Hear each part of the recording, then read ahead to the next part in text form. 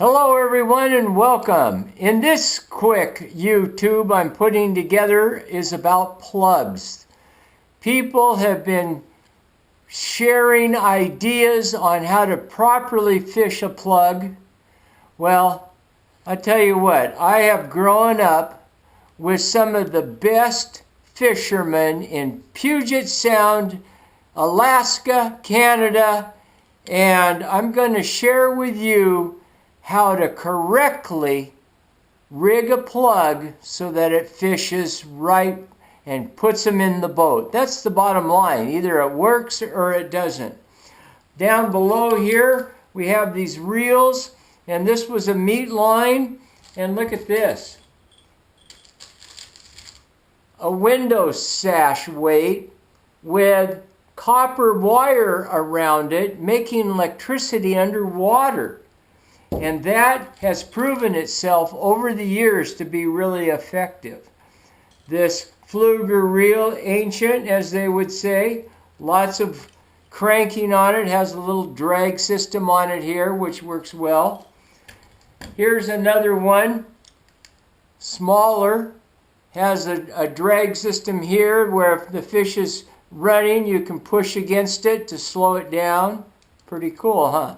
This is back in the 50s and 40s. Look at that. Isn't that amazing? And then we have the lead weight system. This is a clip that can go onto your line, and when you get a fish, you get it up next to the boat towing your plug. Still is out 20 feet back. You can unhook the weight from the line, making it easier to net. But let's get into how to properly put this plug in the water to make it fish productively. A rubber band. What? A rubber band? Yeah, a rubber band. That's simple. And look, it's even green. So take the rubber band and put it over the nose of the plug. Give it a quick twist so it stays tight, and it's up right there, nice and simple.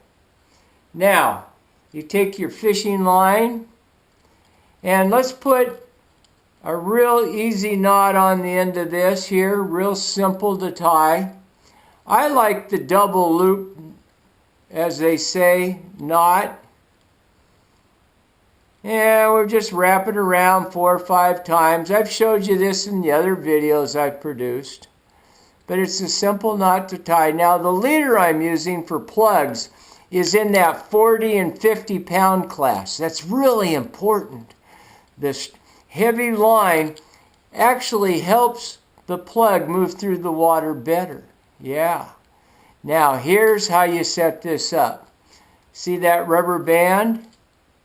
Well, if you're going to hook it up, you take right here. This is so cool. Gordon Thorson taught me this trick. You run the line. See, when you hook the plug up this way, it doesn't want to swim like so. It mostly goes like this, back and forth.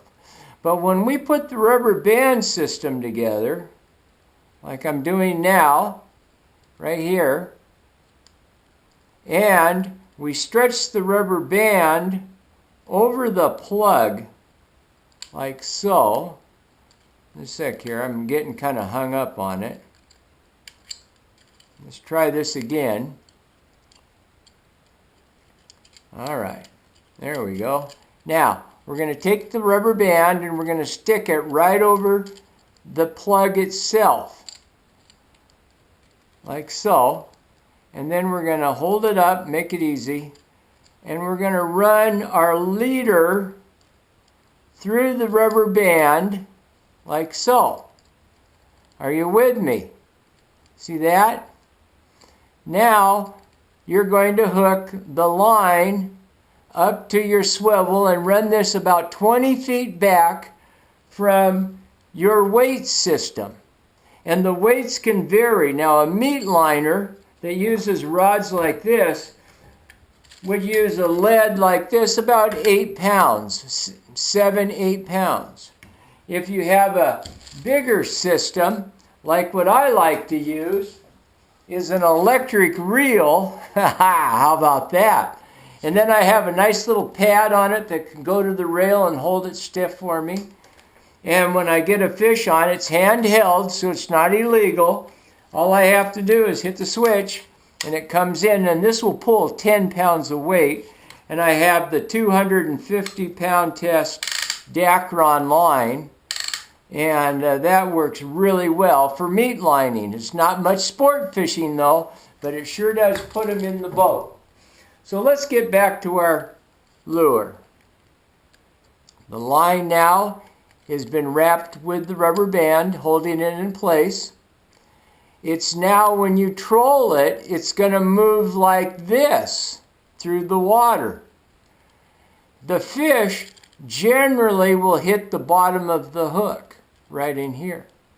Now here's something I want to share with you that I've held a secret for many, many years, but now that I'm getting into the age of 70 and I'm looking at these young fishermen out there in Puget Sound, I'm going to really help you guys out. Take a piece of copper wire. This happens to be 16 gauge. Go in the eye of the hook, like so. Run it in that. Now the hook, not stainless steel. You need a steel hook. Now see the copper on that, right there, that little piece of copper? That will make electricity. And if you wrap this around 5 times, like so, I think I got 5 there. 1, 2, 3, 4, 5. And take your wire cutters and trim it off. Trim it off up here, like so. What you've done, now make sure too that all the wire is touching each other. That's critical. You got to make sure that they're all touching. There. Now everybody's tight and right. Take your pliers and kind of tighten it up a little bit more. It's kind of hard to do when I'm in front of the camera here, but there you have it. I now, with a steel hook and copper, have made a battery. What? Yeah. It's crazy how it works that way. And I've rigged the plug up with this rubber band, so when it goes through the water now, it's being towed this way, and it actually swims like this. And when the fish comes to bite, as my example here, how about that? So here's the fish, comes up, and here's the plug. When he comes in, they generally, on flies, they'll track it like so. Like I've showed you in other videos about how the fish follow it. But with the plug swimming like this, they come up from underneath and grab the hook. Isn't that something, how that works? And then once they're on, the rubber band lets go, and look, you now can bring them in easier. So to make your plug work better, grab a rubber band, put it around the head of the plug tightly, and then the plug will swim, like I told you earlier, like this. And I know for a fact this is the proper way to fish plugs in the salt waters of Puget Sound. Freshwater, nah, not so well. But in salt water, using a steel hook and this copper wiring, it's a secret that the fishermen have used for years, and Gordon Thorson taught it to me, but he's no longer with us anymore, and I'm getting to the age now where I think it's important that I bring out all the tricks to help you new guys catch a few more fish.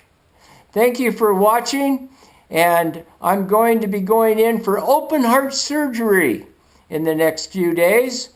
and I'll give you an update on my health, on how that turns out. Whether I'm alive, well, then you'll hear about it. If I don't make it, well, I'm at least trying to share with you guys real fast and easy what I've learned over 73 years of fishing. Actually, I was 5 when I caught my first king. But this is it right here. Do that. Thanks for watching, everybody. Bye-bye.